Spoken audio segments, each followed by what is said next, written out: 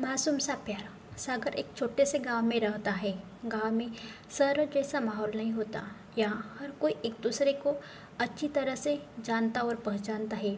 सागर अभी 20 साल का हुआ है और यही वो उम्र होती है जब कुछ एहसास आपके अंदर आने लगते हैं। सागर एक गरीब परिवार से है। माँ और पिताजी दोनों काम करते हैं ताकि सागर और उसकी छोटी बहन की अच्छे से पढ़ाई लिखाई हो सके। सागर के घर के पीछे एक बरामदा है, जैसे कि गांव में घर होते हैं, थोड़े खुले हुए। सागर अक्सर गर्मियों में छत पर सोया करता है और आज भी सागर छत पर सोया है, लेकिन कुछ शोर की वजह से उसकी आँख खुल जाती है। उठकर वो नीचे देखता है और यह पहली बार था जब उसने देखा है रिया को। हल्के नीले रंग की सलवार सूट पहने वो अपनी मम्मी के साथ सामने वाले शर्मा जी के यहाँ आई है। वो शर्मा जी की भांजी है। उसकी मम्मी ऑटो वाले के पैसों को लेकर बहस कर रही है। सुबह गर्मियों का सूरज है तेज। रिया बैग लिए खड़ी है। उसकी आंखों पर सूरज की रोशनी आ रही है। यह देखकर सूरज सागर और नेहा के बीच में आ जाता है। अचानक से रिया पर रोशनी पड़ना बंद हो जाती है और इसलिए उसका ध्यान जाता है सागर की ओर। यह पहली बार था जब सागर और रिया की आंखें टकराई। रिया की उम्र भी 20 साल है। सागर को नज़रें मिलते ही प्यार हो गया, जैसे अब तक उसने इससे खूबसूरत लड़की ना देखी। रिया ने भी कुछ पलकों के लिए सागर से नज़रें मिलाई, फिर अपनी माँ की आवाज़ सुनकर जैसे वो नींद से जगी हो। फिर सागर अक्सर रिया के घर में टकटक की बातें देखता रहता था। रिया के मामा जी के घर के किचन की खिड़की रोड की ओर खुली है, इसलिए सागर अपने घर के बाहर ही डेरा जमाए रखता है। कभी किसी बहाने वो घर के बाहर ही रहता। जब भी रिया दिखाई देती वैसे ही वो घबरा भी जाता और इधर उधर देखने लगता। जिसके इंतजार में बैठा रहता उसके देखने पर ही नज़रें चुराता। एक दिन सागर अपने घर की छत पर खड़ा होकर पतंग उड़ा रहा था।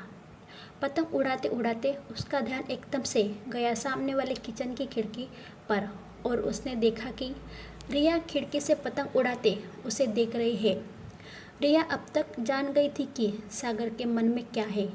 सागर पतंग उड़ाते उड़ाते अब मन में कुछ और ही प्लान बुनने लगा। उसने सोचा कि आज तो रिया से अपनी बात का सिलसिला शुरू करके ही रहेगा। सागर अब हिम्मत करके रिया की तरफ मुस्कुराकर देखता है। यह करते समय उसके मन में चल रहा था कि क्या पता वहाँ से कैसा जवाब आए। उसे यह भी डर था कि कहीं वो उसकी शिकायत ना कर दे, लेकिन उसने फिर भी हिम्मत करके यह किया। लेकिन उसने जो सोचा था ऐसा कुछ भी नहीं हुआ। वहाँ से जो जवाब आया उसकी उसे उम्मीद नहीं थी। जवाब में वहाँ से भी एक प्यारी सी स्माइल आती है। सागर की खुशी का कोई ठिकाना नहीं रहता है। उसे जैसे सारा जहां मिल गया हो। और फिर सागर की हिम्मत बढ़ी। रिया एक दिन सागर की छोटी बहन से बात कर रही होती है। हिम्मत करके सागर भी उससे बात कर ही लेता है। सागर को पता चलता है कि रिया पतंग उड़ाना सीखना चाहती है। सागर उसे सिखाने का बोलता है, लेकिन वो मना करती है क्योंकि उसकी मम्मी किसी भी लड़के के साथ बात करने भी नहीं देती। पतंग उड़ाना तो बहुत दूर की बात है। सागर उसे बोलता है कि वो उसके घर के पीछे बारांदे में उसे सिखा देगा। साथ ही वहाँ सागर की बहन भी होगी। रिया थोड़ा मनाने पर मान जाती है। शायद वो भी सागर के साथ समय बिताना चाहती थी।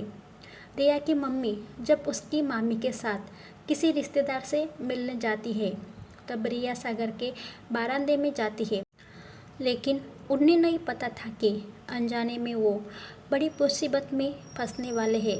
पतंग उड़ाते समय रिया के पैर सीढ़ी से फिसल जाता है।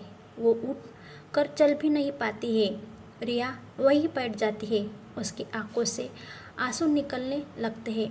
सागर उसे दर्द में ऐसे देखकर उसे गोद में उठा लेता है।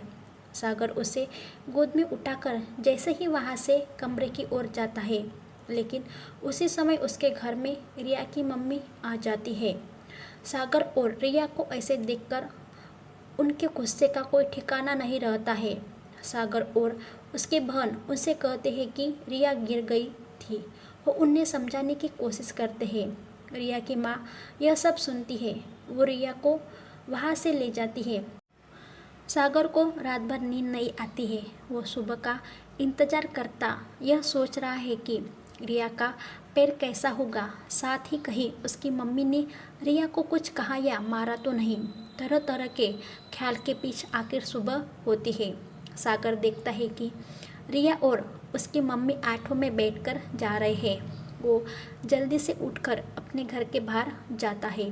सागर रिया की तरफ देखता है। अपनी माँ से नज़रें चुराकर वो सागर को देखती है। सागर और रिया की आंखों में कुछ बातें होती है। रिया वहाँ से चली जाती है।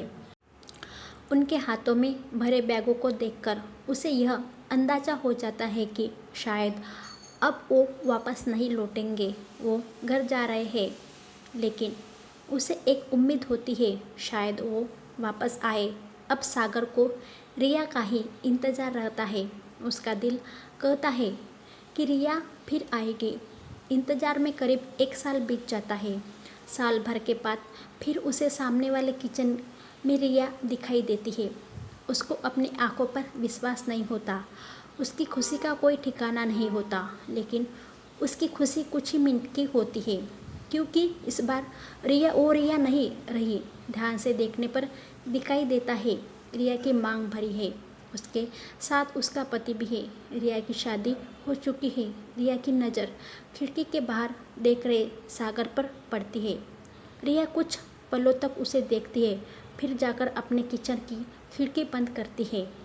ऐसी नई स्टोरी के लिए हमारे चैनल को सब्सक्राइब करके घंटे की बटन दबाना ना भूलें, ताकि आने वाली हर वीडियो की अपडेट आपको मिलती रहे।